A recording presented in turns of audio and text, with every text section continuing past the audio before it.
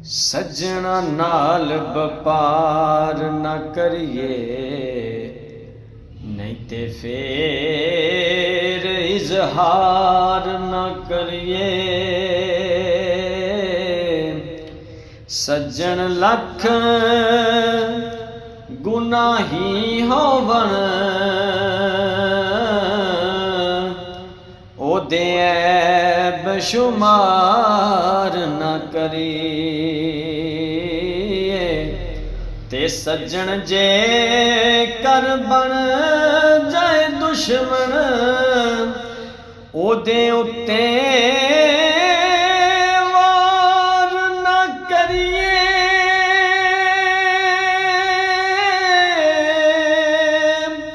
आज़म यार दे मरन ते मरिए,